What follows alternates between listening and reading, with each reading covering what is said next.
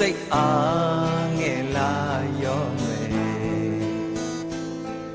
တခါတလေအပေါ်စီက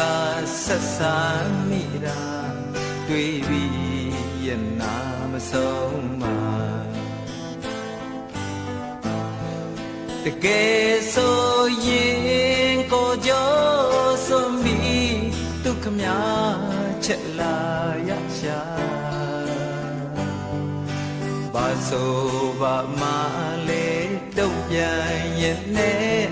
လောက်မပြီးနိုင်ခဲ့ဒီကစားပြီးရှိကိုဆိုသူ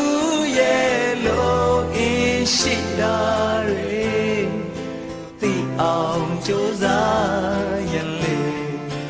ကိုကြည်စွာမဲ့